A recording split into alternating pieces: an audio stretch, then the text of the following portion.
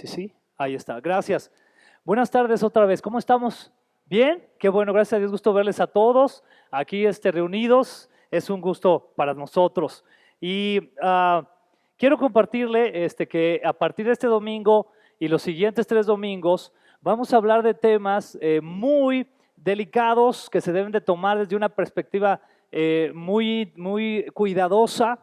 Mi intención es que nosotros estemos preparados, que nosotros podamos conocer acerca de esos temas y sobre todo que conozcamos la perspectiva bíblica. Yo me declaro que pues no soy un experto en varias de las áreas que estaremos mencionando. Sin embargo, lo que sí me interesa mucho es que conozcamos lo que está pasando actualmente y que conozcamos cuál es entonces la perspectiva bíblica de estos temas. ¿Está de acuerdo? Entonces yo le invito por favor de todo corazón a que no falte los siguientes domingos también, es decir, van a ser 4 domingos hablando de algo, de una serie que he titulado Temas de la Sociedad Actual, porque esos temas están sonando en muchos lugares. Entonces, antes de empezar vamos a orar, amén, ¿sí? Señor, te damos gracias por tu palabra, te damos gracias, Señor, porque tú en tu gran amor has decidido hablarnos y has decidido mostrarnos tu voluntad. Padre, prepara nuestros corazones, prepara nuestro entendimiento, Señor, para conocer acerca de estos temas y que sobre todo, Señor, conozcamos qué es lo que tú quieres, Señor, que hagamos y cómo quieres que nos podamos conducir en medio de una sociedad donde estos temas son cada vez más importantes. Padre, te damos gracias en el nombre de Jesús. Amén. Amén. Ok, ¿estamos listos? Excelente. Muy bien. Bueno, como le decía, el título de esta serie es Temas de la Sociedad Actual. Y el tema que vamos a estar tratando este domingo y el siguiente se llama ideología de género. ¿Cuántos han escuchado de este tema de ideología de género últimamente? ¿Alguien ha escuchado? Está muy de boga, ¿verdad? Está muy de moda, lo estamos escuchando bastante. Y sin duda es uno de los temas junto con el aborto, el feminismo, la igualdad de género, la inclusión, entre algunos otros temas que se están tocando en universidades, se están tocando en instituciones de gobierno, se están tocando a través de foros y se está tocando también cada vez más y más en iglesias. Incluso ya se están haciendo congresos en pro de la familia donde están tocando este tipo de temáticas. Por allí vi algunas predicaciones de un congreso que organizaron, si no me equivoco, Coalición por el Evangelio, alguno de ellos con el pastor Núñez, y hablaba de este tema también, pero ya a un nivel grande, ¿verdad?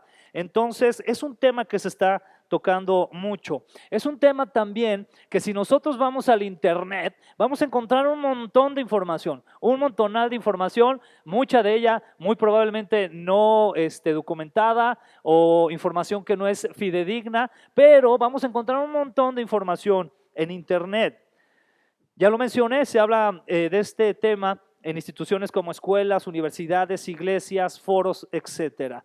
Pero ¿cuál es el objetivo que yo tengo, hermano, con ustedes de poder hablar de este tema? Bueno, el objetivo es mostrar parte, solo parte, porque de verdad hay mucha información de esto, pero es mostrar parte de la información actual sobre este tema y que hagamos un contraste muy claro y muy asertivo con la palabra de Dios. Es decir, yo le voy a mostrar qué es lo que se está diciendo de este tema y cuál es el contraste que podemos tener con la palabra de Dios, para que el Espíritu Santo nos pueda guiar y podamos tener alertas o podamos ser cuidadosos en relación a todo lo que está surgiendo en cuanto a este tema. Y esto, hermanos, también lo vamos a hacer durante estos 4 domingos con la misión que tenemos en la iglesia, que es el estar bajo el diseño original para la familia conforme la palabra. Esa es parte también de la misión que tenemos, que nosotros tengamos en la iglesia familias que caminan conforme la palabra de Dios. ¿Cuántos dicen amén? Conforme lo que Dios quiere, porque hay mucho de lo que estaremos hablando que está atacando o le está afectando directamente a la familia. Sin embargo, también yo quiero aclarar algo aquí desde el púlpito con mucho amor y con mucho cuidado. No lo vamos a hacer, no vamos a tratar estos temas con un afán de odio ni de juicio. ¿Estamos de acuerdo? Porque odio ya hay demasiado. Ya hemos escuchado tan solo el día de ayer el tiroteo que hubo en El Paso, Texas, una situación terrible, ¿verdad? Y eso es a causa de odio, ¿verdad? Cuando en este sentido tiene que ver con algo racial. Y yo indagando un poco más al respecto, me di cuenta de que van 250 tiroteos en los Estados Unidos en lo que va del año. ¿Usted sabía eso? Véalo, búsquelo. Es impresionante. 250 tiroteos relacionados con temas de odio en lo que va del año, ¿verdad? Y en este caso más con temas raciales, con temas religiosos también y algunos otros más. Entonces también quiero aclarar esto. A veces en las iglesias tocamos estos temas y podemos caer, tenemos el peligro de caer en una posición de juicio y de odio hacia las personas. Y el Señor nos ha enviado a amar a aquellos que aunque no están tal vez conforme la palabra de Dios, pero usted y yo debemos de amarlos. ¿Está de acuerdo? Porque el que hace la obra en sus vidas es el Espíritu Santo. Y usted y yo lo que tenemos que hacer es compartirles. ¿Estamos todos aquí en este mismo sentir? Muy bien.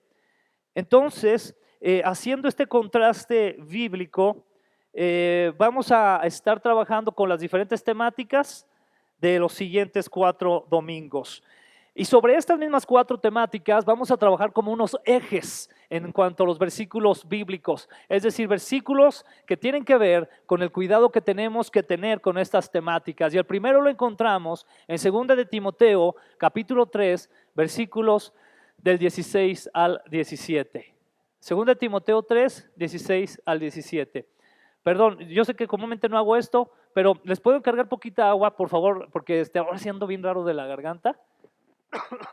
Gracias, perdón hermanos, muchas gracias.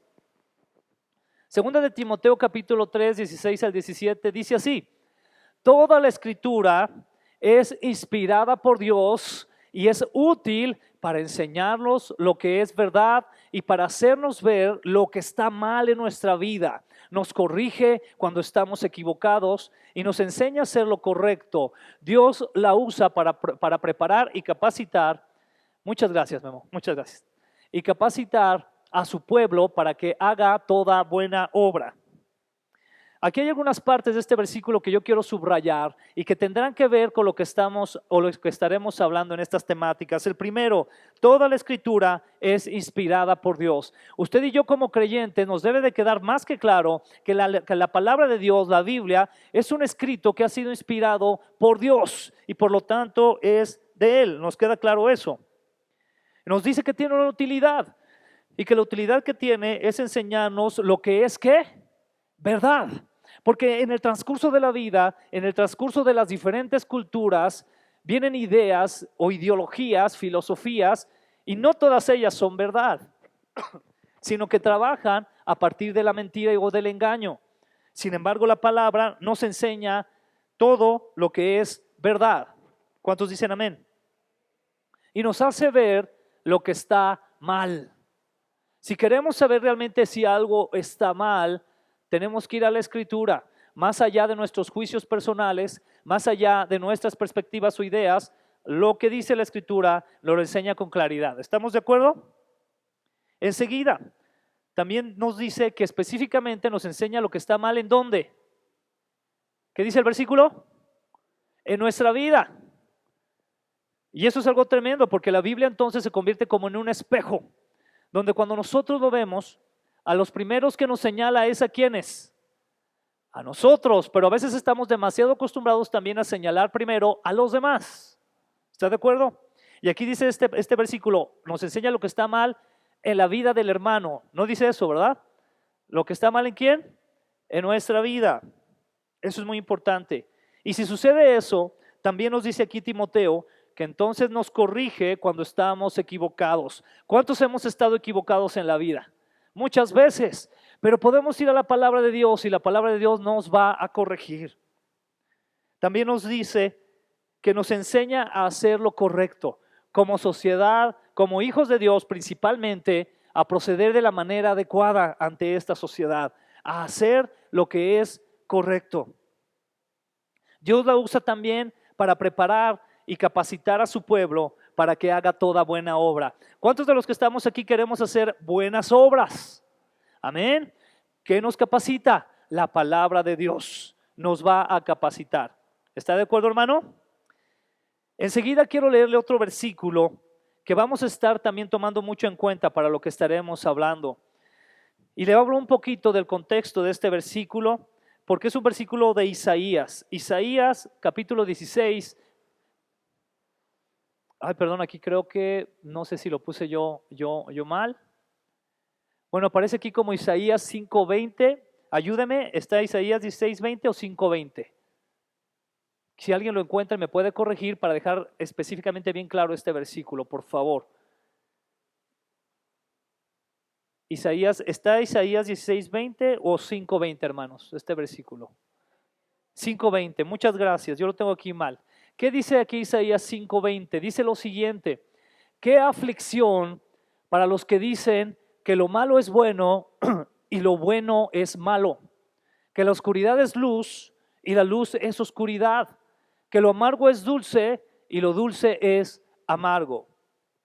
Isaías escribe este versículo rodeado en su tiempo por pueblos que habían fracasado espiritualmente, que habían buscado sus propios dioses, que habían buscado sus propias filosofías, su propia manera de vivir y que habían fracasado.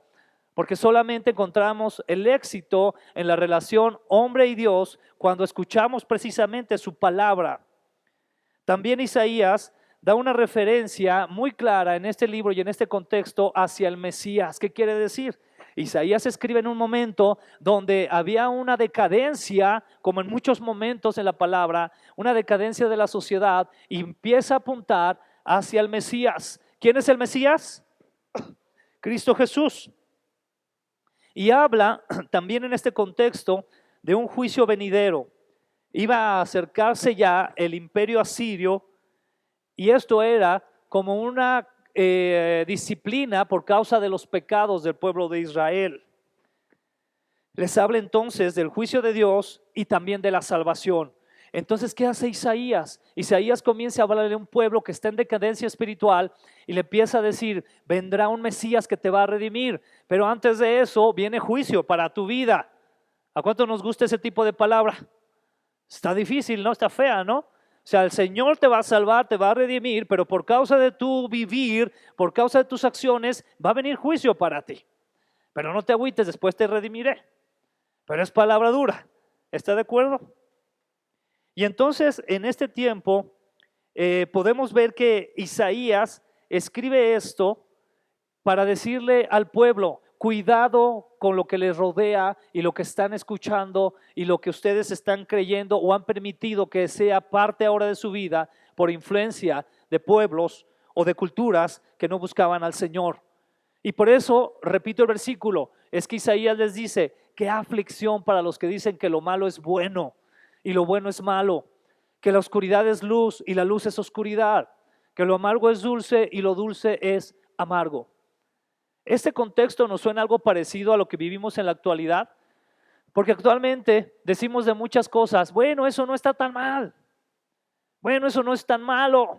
Sin embargo, si fuéramos en una visión estricta a la palabra de Dios, nos daríamos cuenta que muchas de esas cosas sí son malas y las hemos llamado buenas, o viceversa. Y eso es lo que tenemos que cuidar.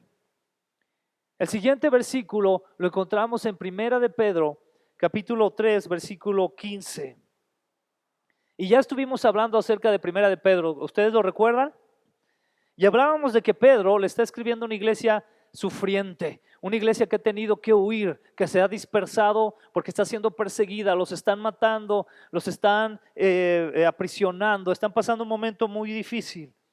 Entonces Pedro le escribe a esta iglesia que está rodeada y amenazada por todo aquello que estaba probando su fe. Y es ahí donde dice en Primera de Pedro: en cambio, adoren a Cristo como el Señor de su vida. Si alguien les pregunta acerca de la esperanza que tienen como creyentes, estén siempre ¿qué? Para dar una explicación.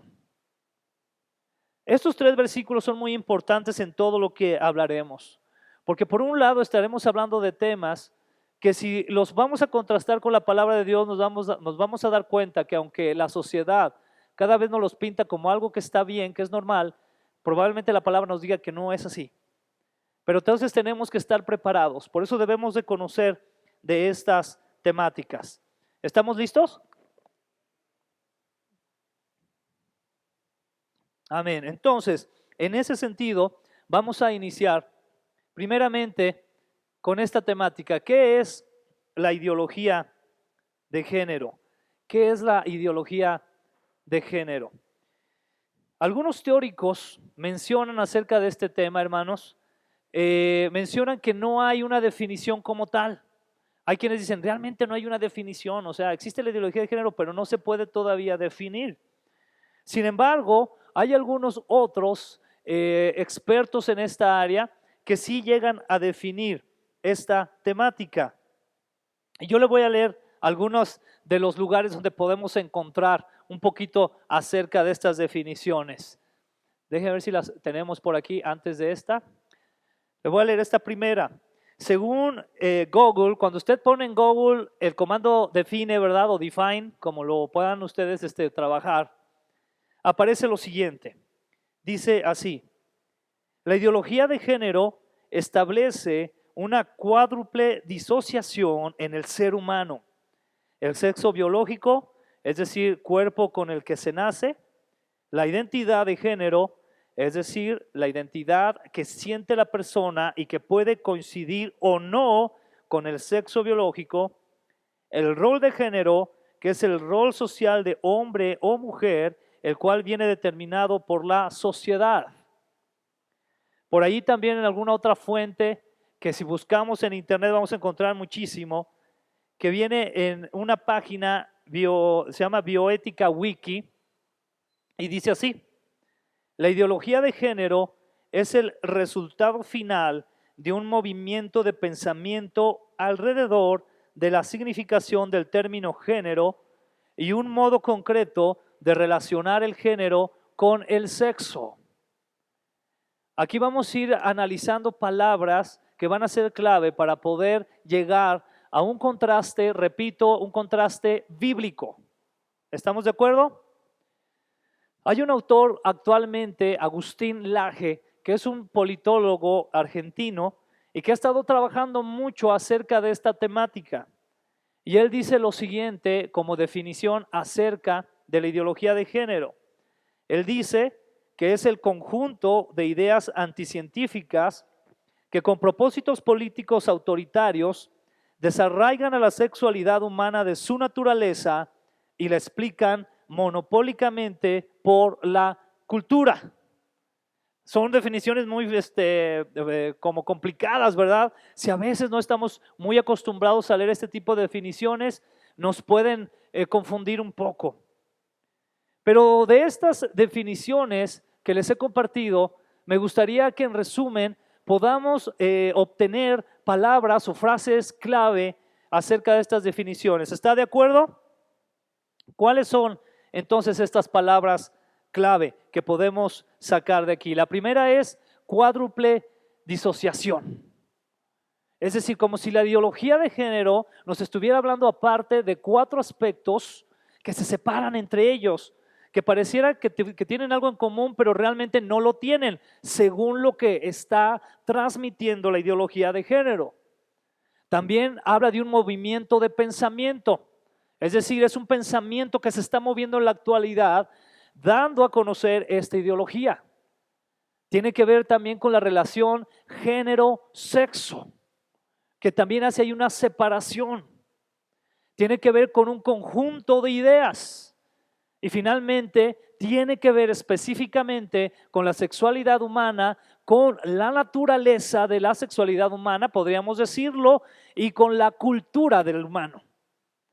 Entonces es un tema que puede ir de la mano, pero realmente se está disociando, es decir, se está separando, se está haciendo esta disociación. Y esto es lo que vamos a estar revisando a partir de esto. En esta cuádruple disociación, y yo quiero explicarle un poquito antes de eso, ¿qué quiere decir disociación? La disociación es la separación de cosas que estaban unidas. Ustedes conocemos la palabra asociación, ¿verdad que sí? Algo que está asociado, que está unido. Entonces, cuando hablamos de disociación, estamos hablando de algo que ya no se quiere relacionar, que está separado. Y hay cuatro aspectos muy claros en la ideología de género que es importante que usted y yo conozcamos. El primero es, la asignación de sexo. El segundo, la identidad de género. El tercero, la expresión de género. Y el cuarto, la orientación sexual. Cuando hablamos de identidad de género, es importante conocer estos 4 aspectos, porque van a darnos con claridad la importancia de este tema, o por qué se está haciendo tan importante en la actualidad. El día de hoy, hermanos, vamos a tocar solamente 3 de estos. El que vamos a dejar para el siguiente domingo, la segunda parte de este tema, es el de expresión de género. Pero hoy vamos a estar hablando de asignación de sexo, de identidad de género y de orientación sexual. ¿Vamos todos claros hasta aquí? Sí, muy bien. Yo sé que es un tema nuevo que hemos escuchado mucho, pero a veces hay términos que no conocemos, ¿verdad? Es importante conocerlos. Eso es el propósito de esto. Muy bien. El primer término entonces que vamos a tratar es el de asignación de sexo. ¿Y qué es lo que sucede con este tema de la asignación de sexo dentro de la ideología de género? Esto es algo que se ve como una asignación más cultural o social que biológica. Es decir, la postura filosófica o la ideología que se maneja es que el sexo ha sido asignado. Es decir, que cuando usted y yo nacimos, a un médico se le ocurrió decir que usted era mujer o que era hombre. Y eso fue lo que se asignó. Entonces, en el plano de la cultura, de la ideología de género, se pelea con este término para que las personas que nazcan no se les asigne un sexo. Hay ejemplos muy claros. Por ejemplo, en Alemania. En Alemania ya cada que nace un niño, los papás tienen la opción de poner que es de sexo no definido. Es decir, aunque el médico vea que es un niño por cuestión de natura o de biología, que no me voy a meter mucho a esos temas ahorita, los padres pueden decir no, que eso se lo asigne él cuando tenga razón. Por lo pronto lo dejamos neutro, ¿no? Ni hombre ni mujer. Y hay quienes lo están manejando esto como un tercer sexo en cuestión legal. Eso está sucediendo, por ejemplo, en Alemania.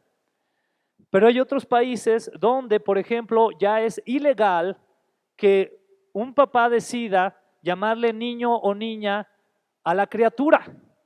Y ahora le están llamando criatura. Yo sé que mucho de lo que voy a decir suena chistoso, ¿verdad? Porque nos saca luego de lo común. Pero ya hay países donde el término que se está usando es que es una criatura. Ya después se sabrá si es mujer u hombre. Pero lo que acaba de nacer en ese hospital es una criatura. Esto es parte de lo que está sucediendo. Ahora, ¿cuál es lo grave de esto? Lo grave de esto precisamente es que se están asignando leyes. Se están promoviendo, se están legislando leyes para que esto se dé. De tal forma que pueda suceder que si un día, por ejemplo, aquí en México, los papás tienen un bebé y de repente en el acta dicen, no, es que yo quiero pues que es niña, entonces póngale niña, ¿no? Y si eso llega, o sea, va a estar prohibido. Imagínense ese tipo de cosas. Esto es lo que está trabajando la ideología de género en relación a esta cuádruple disociación, específicamente a la asignación de sexo. Pero yo les comenté que iba a ser más bien el contraste bíblico. ¿Está de acuerdo? Ok, porque mi papel es darle el contraste bíblico, ¿verdad? Yo le puedo hablar un poquito a lo mejor de biología en cuestión de lo que estuve analizando y todo, pero lo que más me interesa es el contraste bíblico. Porque como decimos al principio, toda escritura es inspirada por Dios. ¿Cuántos dicen amén? Entonces el propósito. ¿Qué nos dice la palabra en Génesis 1:27? Muy claro. Así que Dios creó a los seres humanos. Me encanta esta versión de la palabra de Dios porque dice creó Dios al hombre en la Reina Valera, pero el original es a los seres humanos. ¿Estamos de acuerdo? Y luego dice enseguida, a su propia imagen, a imagen de Dios los creó. ¿Y qué dice, hermano? Hombre y mujer los creó. Hombre y mujer. ¿Vemos algún otro tipo de asignación? Es decir, si nosotros vamos al contraste bíblico, nos damos cuenta de manera muy clara que la asignación que hizo el Señor fue hombre y mujer, varón y hembra. Esa es la asignación que hace el Señor. Entonces, desde la perspectiva bíblica, podríamos hablar de una asignación dada por Dios de manera natural. Recordemos que el Señor creó la naturaleza como tal. Y aquí hay algo muy importante que yo quisiera añadir dentro de esto, y es que el libro de Génesis, uno de los temas que nos enseña es acerca de orden y de autoridad. Porque vemos al Señor que el Señor dijo en el principio. Después las cosas se han ido distorsionando, pero en el principio hubo un orden que Dios estableció y que fue afectado por el pecado. Pero hubo un orden. Y ese orden que Dios estableció fue que creó hombre y mujer. Así lo asignó el Señor. Sabemos por biología, y también no lo voy a tomar mucho el tema y temas biomédicos, que hay una anomalía, ¿verdad? Que se le llegó a llamar a las personas que eran hermafroditas. Pero yo quiero dejar muy en claro que eso es una anomalía, es decir, no es la norma. ¿Ok? ¿Estamos de acuerdo? Aquí la norma es que Dios creó hombre y mujer. ¿Continuamos? Muy bien, vamos a continuar entonces. ¿Nos queda entonces claro qué es la asignación de sexo? ¿Y cuál es el contraste que hace la palabra? Muy bien. Segundo aspecto de estos cuatro, la identidad de género. Se nos marca que esta identidad de género es cómo te sientes en tu interior y cómo expresas tu género a través de tu vestimenta, comportamiento y apariencia personal. Es un sentimiento que comienza temprano en la vida. La identidad que te das a ti mismo, ¿según qué? Ahí es donde entra el área peligrosa conforme a la palabra. ¿Sabe por qué, hermano? Porque si nos dejamos llevar por nuestros sentimientos, híjole, corremos un gran peligro.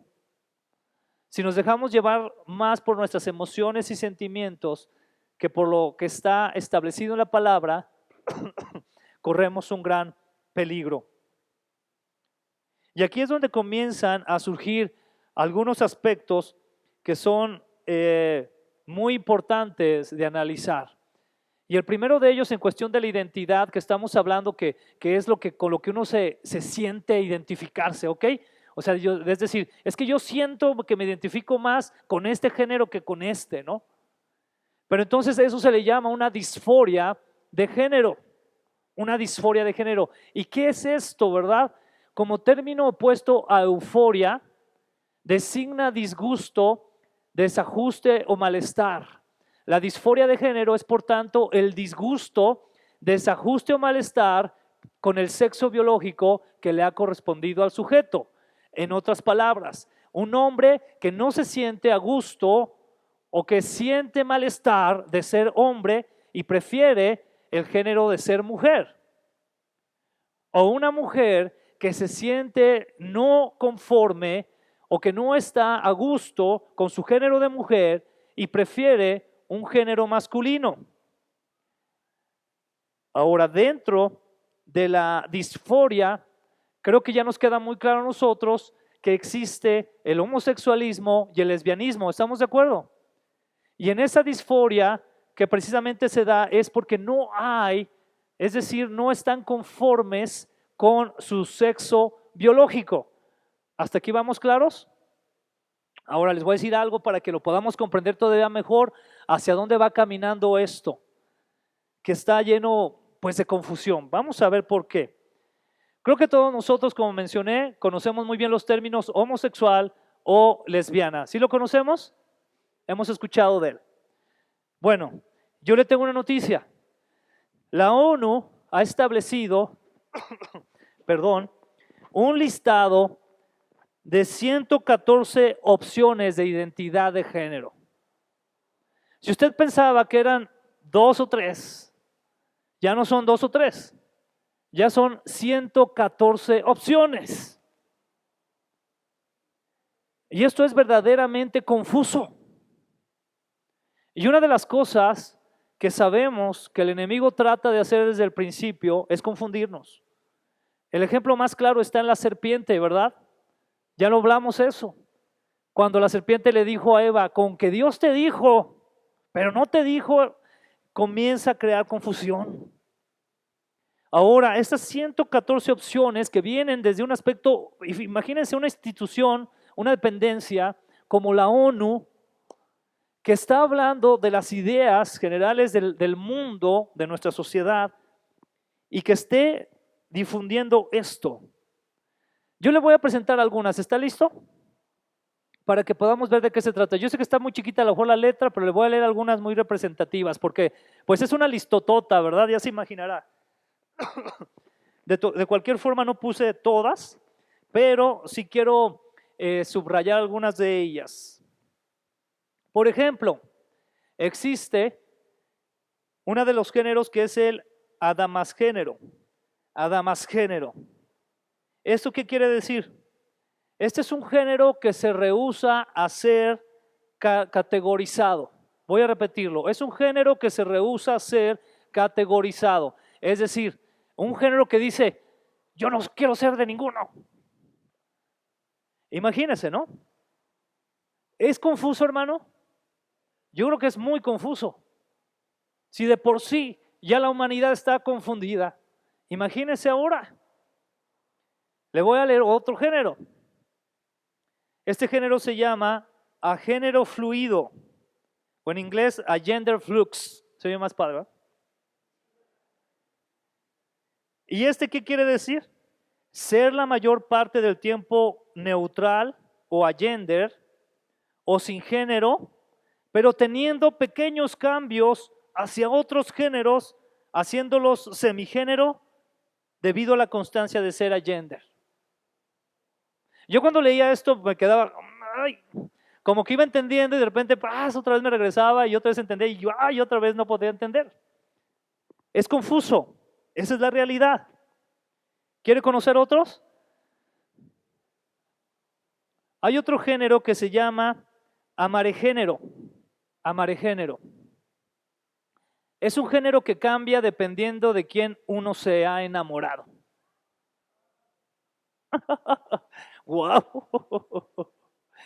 ¡Qué impresionante situación! Vamos a ver algunos otros porque la lista es muy larga. El siguiente que voy a mencionarles es el absucungénero. Es un género donde, un género donde sabes que no es, pero no exactamente qué es. El género se está escondiendo de ti. O sea, es un género donde dices, ay, como que me estoy dando cuenta que, pero se me esconde. Entonces ya no lo hallo, ¿verdad? Qué tremenda situación, ¿no? Y no para ahí, le voy a leer algunos otros, porque quiero que le quede muy claro lo que está pasando, la confusión que se está generando. Un género que se llama blurgender o blurgénero. Es la sensación de tener más de un género que están de alguna forma mezclados confusamente hasta el punto de no poderse identificar o distinguir géneros individuales. Es un sinónimo del que ya leí que es el gender flux, ¿verdad? Qué tremendo. Voy a leerles otros 4. Hay uno que es llamado Kyle Gender, un género que comparte atributos con el espacio exterior o tiene la estética del espacio, estrellas, nébulas, etc. Bueno, no sé, a lo mejor alguien que se peina como estrellita o no sé, alguna cosa, yo no sé, ¿verdad? O sea, Es decir, hay una identificación ahí con lo espacial. Yo sé que nos da risa y todo, pero ¿sabe qué es lo más grueso?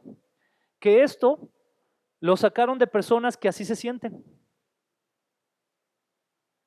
Este listado de la ONU se sacó a partir de encuestas donde le preguntaron a las personas, ¿tú con qué género te identificas? Entonces por ahí hubo personas que decían, yo me identifico con el espacio. Y ese es su género, ¿no?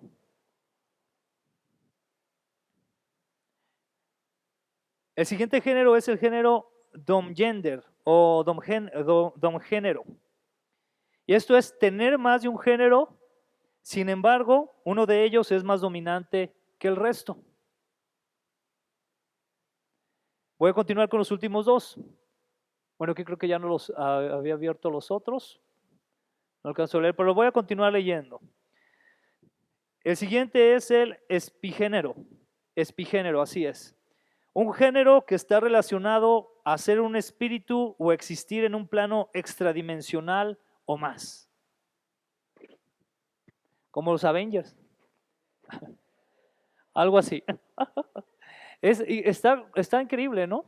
Ahora le voy a leer el último que le quiero compartir.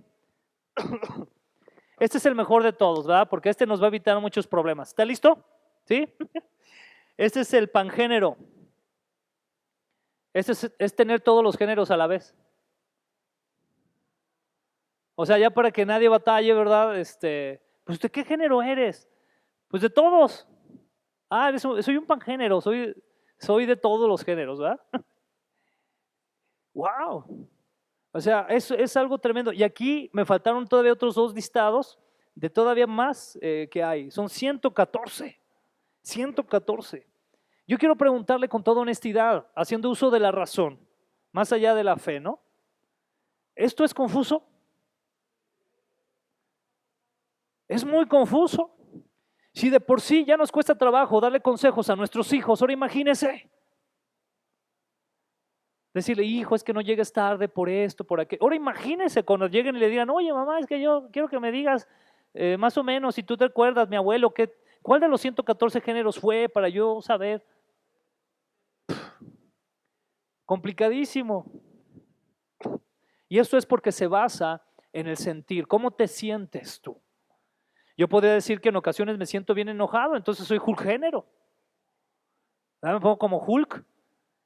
Entonces, puedo decir, es que así soy Hulk género, o sea, y los voy a mandar a la 1, a ver si ya le añaden el 115 a una persona que siempre está enojada, ¿verdad? Pero imagínense si yo me baso en lo que siento. ¿Cuál es el contraste bíblico que podemos hacer? Jeremías 17:9 queda muy claro, más que claro. El corazón humano es lo más que, hermano, es lo más engañoso que hay. ¿Y qué más dice? O sea, ¿es más o menos perverso? Extremadamente. ¿Cuántos estamos de acuerdo? Basta con que pensemos, ¿verdad? Los pensamientos que a veces nos llegan a la cabeza. Dice, ¿quién realmente sabe qué tan malo es? De ahí es donde necesitamos, nosotros como creyentes, tener una identidad bien fuerte, basada en Cristo Jesús, y en que somos sus hijos por medio de Cristo Jesús específicamente. Y es una identidad que entonces nos hace fuertes en ese sentido. Pero si nosotros permitimos que la sociedad nos quiera engañar con este tipo de ideas, cuidado, porque vienen de un corazón engañoso, extremadamente perverso. ¿Verdad que sí es un tema complicado y verdad que es un tema de cuidado, hermanos? Vamos a ver el siguiente. ¿Realmente nos está alcanzando esta ideología o no? ¿Ustedes qué creen, hermanos? Porque a lo mejor muchos dicen, ay, qué exagerado. Ay, no, este Alejandro está como narrando una película de ciencia ficción del futuro, el Star Wars o algo así, ¿verdad? Qué exagerado. Yo le voy a leer algo para que usted y yo sepamos acerca de si es exagerado o no. Le voy a leer lo siguiente. Acerca de la identidad de género, no hay una única forma de ejercer la sexualidad y los efectos, es lo que dice esta descripción de la identidad de género. No hay una única forma de ejercer la sexualidad y los afectos. Existen otras formas de expresarlos. La identidad de género de una persona puede ser independiente del sexo con el que nació y de su orientación sexual. Es independiente de la orientación sexual e incluye las formas en las que una persona se autodenomina y presenta frente a los demás. Incluye la libertad de modificar la apariencia o la función corporal a través de roles sociales de género, técnicas médicas, quirúrgicas o de otra índole. Esto es sin duda algo muy peligroso, ¿verdad? Por el punto en que puede llegar o donde está llegando ya en otros países. Ahora, esto que yo le acabo de leer, ¿sabe dónde lo puede encontrar? Esto lo puede encontrar en la página del gobierno federal. Usted entre a la página del gobierno federal y cheque ahí cuál es la perspectiva del gobierno federal acerca de la ideología de género. Esta es la perspectiva. Entonces no estamos lejos, ¿verdad que no? No podemos hablar de tanta lejanía con países como Alemania o países como Holanda o algunos otros, ¿no? Esto se está acercando. Esto es lo que el gobierno federal ya nos dice acerca de la ideología de género, el gobierno. Entonces sí tenemos que estar más al pendiente. ¿Está de acuerdo, hermano? Orar más al respecto y también tomar cartas en el asunto de una manera sabia y astuta. Entonces, si el mismo gobierno nos está diciendo que no hay una única forma de ejercer la sexualidad y los afectos, eso nos lleva al tercer punto que les quiero hablar hoy. Y es el tercer punto que tiene que ver con la orientación sexual. Porque esto de la ideología de género tiene que ver mucho en relación a la actividad sexual o gustos sexuales o afinidades sexuales de las personas.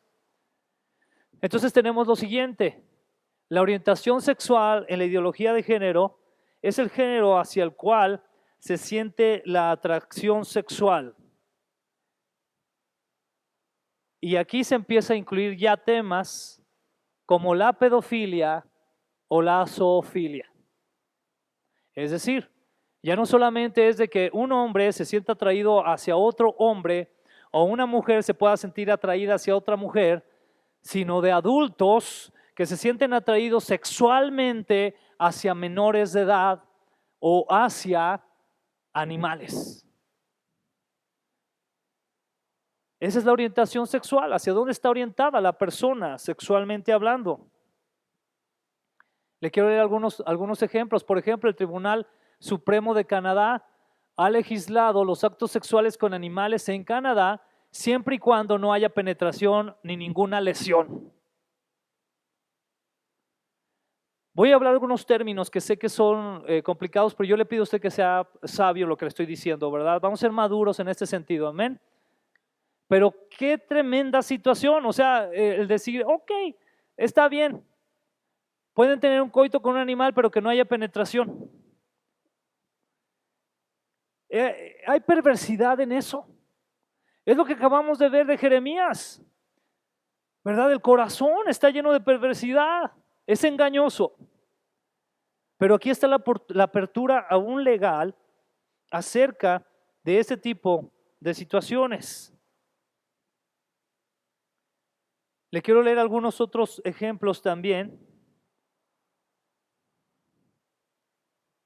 Por ejemplo, hermano, en el Líbano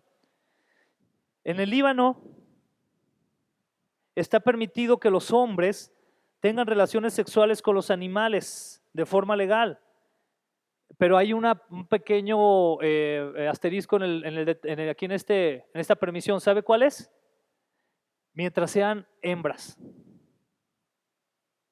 O sea que les permiten tener una relación sexual con un animal mientras sea hembra. Si es macho, entonces sí lo van a matar también a la persona, porque son leyes muy fuertes, ¿no? O sea, hay una confusión, una cosa muy tremenda.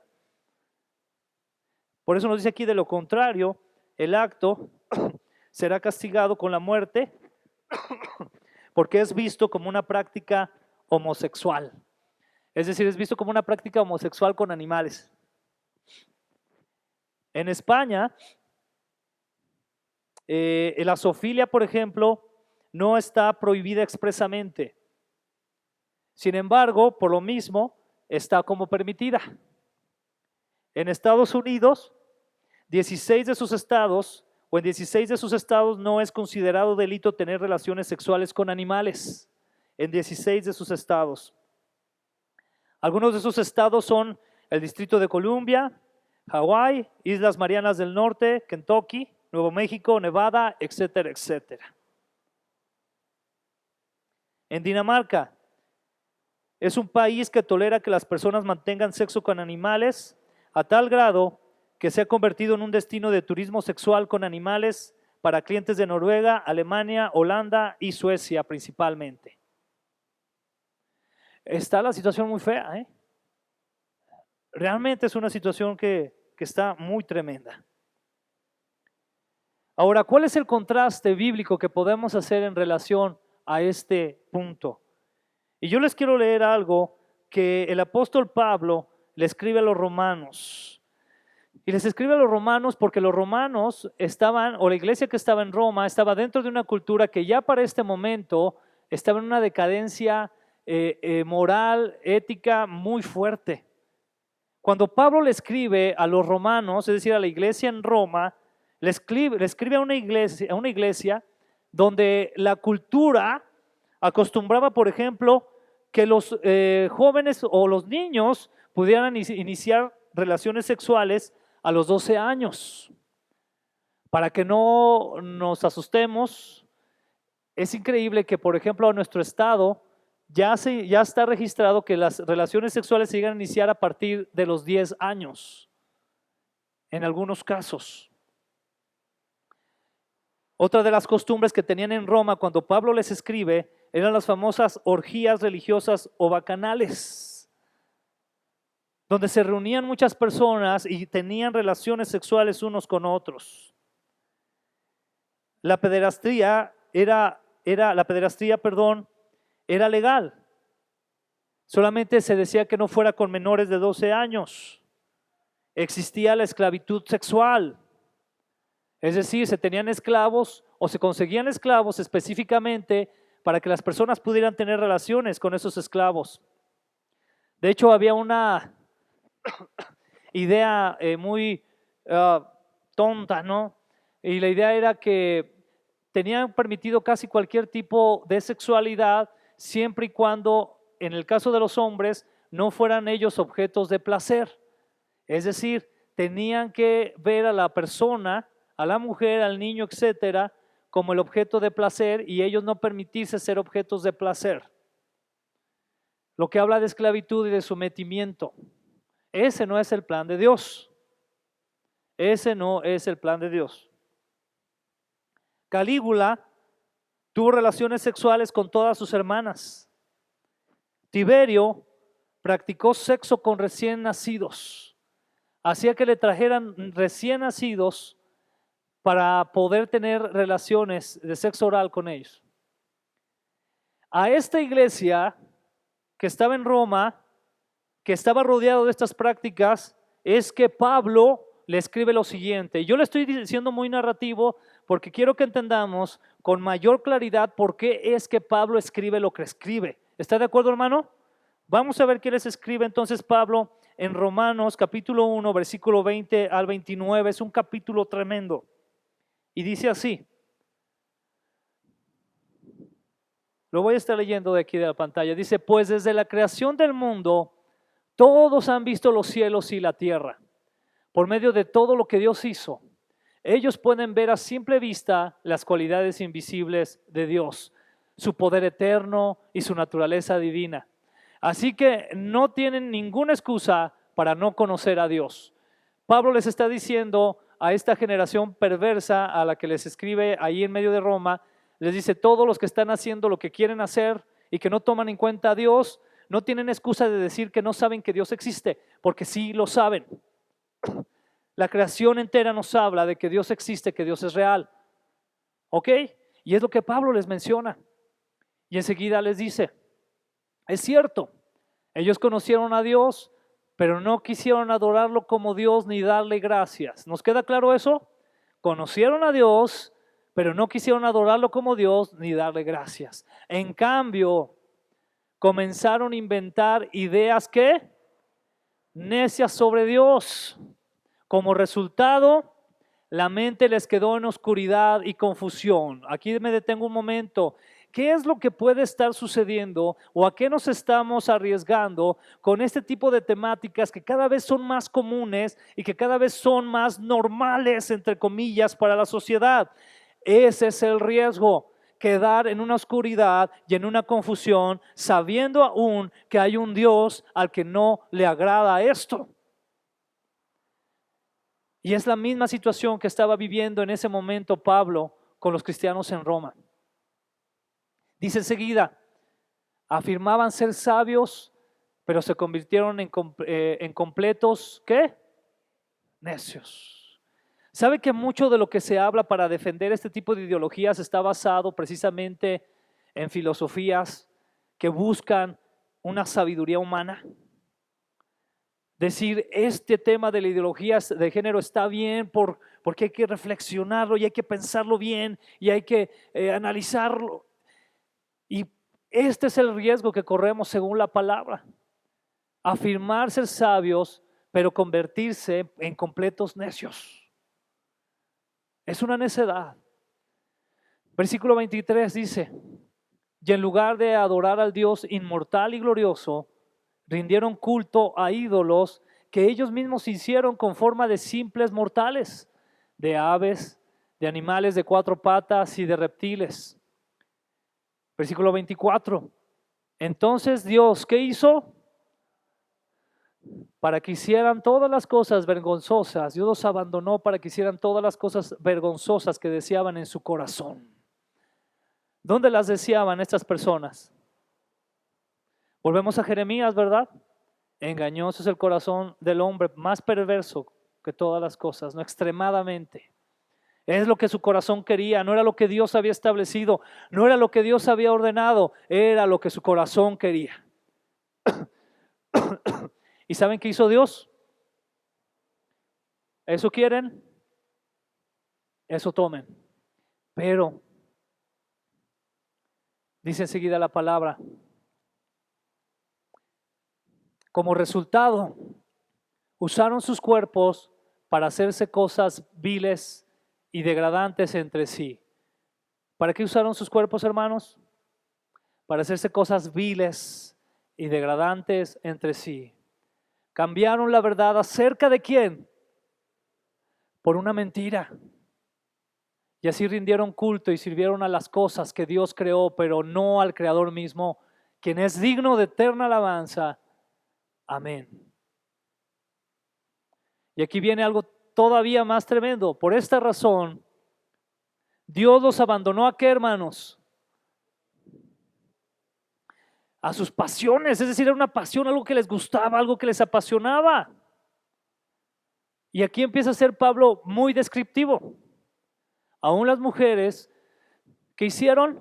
Se rebelaron contra la forma natural de tener relaciones sexuales y en cambio dieron rienda suelta al sexo unas con otras. Los hombres, por su parte, en lugar de tener relaciones sexuales normales, nos damos cuenta claramente que Dios no está en contra del sexo, ¿está de acuerdo? Pero aquí habla de una normalidad y de una normalidad. Dice, en lugar de tener relaciones sexuales normales con la mujer, ardieron en pasiones unos con otros.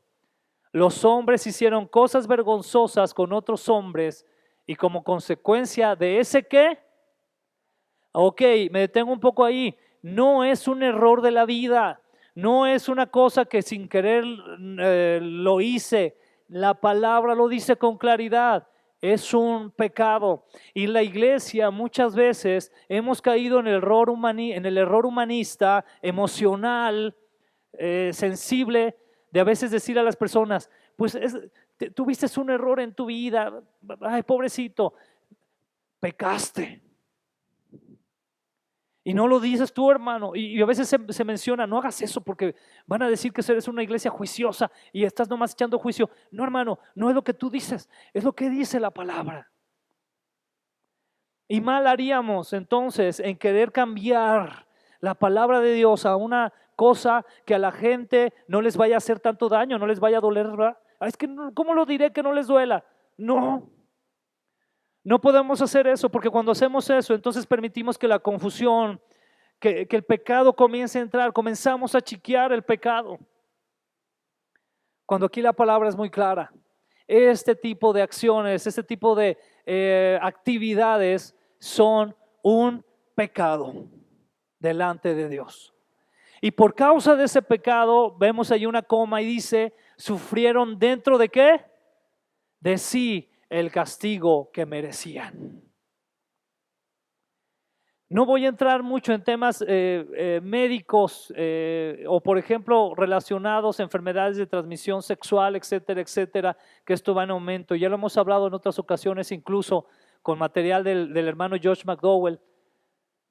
Pero queda muy claro que muchas de las situaciones que se viven tienen que ver en cuestión de enfermedades, en cuestión de situaciones que afectan la psicología, la mente del ser humano. Mucho en diferentes momentos tiene que ver con lo sexual. Ayer hablábamos o se hablaba en la conferencia que hubo de académicos, muy buena, por cierto, muy buena, que una de las personas que a veces tienen más tendencias al suicidio son aquellas que tienen trastornos relacionados a la sexualidad. Y aquí dice la palabra consecuencias. Hay consecuencias de eso, hermanos. Es muy claro. Creo que es muy claro Pablo, ¿verdad que sí? Es muy claro, no necesitaríamos irnos a las palabras en griego, ¿verdad? Y creo que es muy claro lo que él va mencionando aquí. Ya estamos terminando. Por pensar que era una tontería reconocer a Dios, él los abandonó a sus tontos razonamientos y dejó que hicieran cosas que jamás deberían hacerse. Se llenaron de toda clase de perversiones, pecados, avaricia, odio, envidia, homicidios, peleas, engaños, conductas maliciosas y chismes. Y aquí quiero cerrar con lo siguiente. Cuando nosotros como iglesia empezamos a hablar de las posturas que se llegan a tener en cuanto a personas que están batallando con su identidad sexual, que están batallando con este tipo de temas, muchas ocasiones llegamos a hacer, llegamos a utilizar el odio en vez de la sabiduría de Dios para poder ayudarles. ¿Por qué digo esto? Porque aquí Pablo termina con un listado de cosas que no todas tienen que ver solamente con lo sexual, ¿está de acuerdo? Y Pablo aquí termina con una lista donde dice, se llenan de toda clase de ¿qué? Perversiones. Ahí podríamos hablar de este tipo de prácticas que ya narró Pablo, pero también dice de pecados, y aquí menciona avaricia. Y yo le quiero preguntar aquí algo, hermano, lo digo con mucho respeto y que el Señor nos ayude mucho. ¿Habrá gente que padece de avaricia en las iglesias? ¿Sí o no? ¿Habrá gente que padece o que peca de odio? ¿Habrá gente que peca de envidia? ¿De homicidios? Jesús dijo, no es necesario que mates a alguien, con que odies a tu hermano, eso es igual a ser un homicida. Peleas, ¿nos peleamos en las iglesias? Ay, no. Engaños, conductas maliciosas y chismes. La iglesia, hermano, es un lugar donde usted y yo llegamos por la gracia del Señor. Y llegamos con una serie de conductas que a lo mejor muchas entran en esta lista. Y Dios, el Señor, por su gracia, está obrando en nosotros. Yo me meto ahí. Dios sigue obrando en mi vida. Y hay situaciones que sé que ofenden a Dios y que son prácticas en mi vida y que estoy muy consciente que ofenden a Dios. Y yo clamo al Señor por su misericordia para que transforme eso de mí. No para que permanezca, atención, sino para que Dios lo transforme. Pero podemos entrar en la lista Definitivamente la ideología de género es una situación que está queriendo pegarle a la familia. Lo vamos a ver con otros ejemplos en la semana que entra, la segunda parte. Pero está atacando mucho a la familia. Pero nosotros como iglesia tenemos que tomar una postura, obviamente, de defender la Escritura, pero también una postura de amor. Si en la iglesia, y yo lo voy a decir con toda claridad, ¿verdad? Llegan personas que están batallando con el homosexualismo, con el lesbianismo o algún otro tipo de cosas, porque están en esa búsqueda del Señor, usted y yo debemos de recibirlos con amor, porque ellos están batallando con eso, pero usted y yo, quién sabe con qué cosas estemos batallando. ¿Estamos de acuerdo? Cosas que a lo mejor nadie sabe, pero estamos batallando. Y el Señor ha tenido gracia y amor para nuestras vidas. Quiero dejar muy claro, con esto yo no estoy apapachando al pecado, yo no estoy diciendo, está bien, no. Porque la palabra del Señor nos dice muy claramente que los que practican tales cosas, y hay una gran diferencia entre caer en un pecado y practicar algo. Tomarlo como un hábito, como una práctica, como algo constante. Hay una gran diferencia.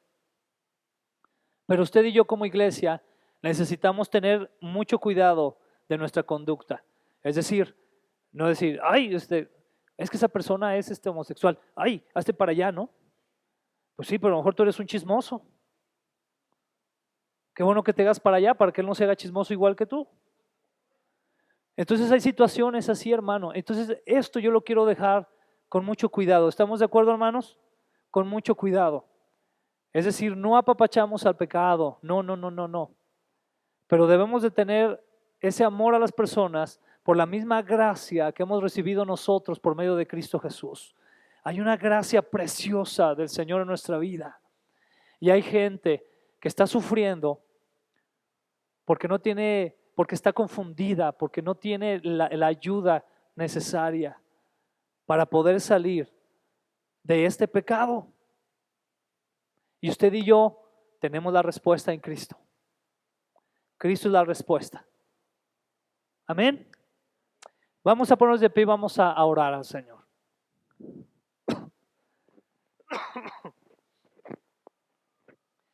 Señor, te damos muchas gracias por tu palabra, que como nos dice, Señor, nos enseña en qué estamos mal, nos corrige.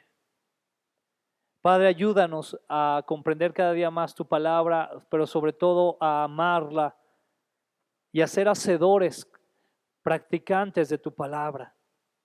Ayúdanos en medio de un mundo donde hay tanto odio, Señor. Ayúdanos a amar a aquellos que te necesitan y que no han visto tu luz.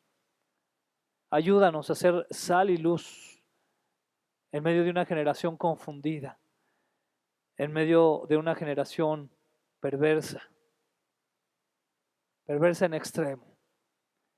Te necesitamos, Señor. Te necesitamos. Tu palabra nos dice que la creación entera gime por esa redención que solamente tú puedes traer, Señor Dios, por medio de nuestro Señor Jesucristo. La creación entera, Señor, está siendo afectada por nuestro pecado. La creación entera se duele por nuestra rebelión y está esperando la redención que solo viene por parte de nuestro Señor Jesucristo. Ayúdanos, Señor, en medio de esta generación a traer, Señor, esa redención, a ser portavoces de las buenas nuevas en un mundo donde ya hay muy malas noticias y nosotros queremos llevar las buenas noticias de salvación. Gracias te damos, Señor, en el nombre precioso de nuestro Señor Jesucristo. Amén. Amén. Gracias, mi amor.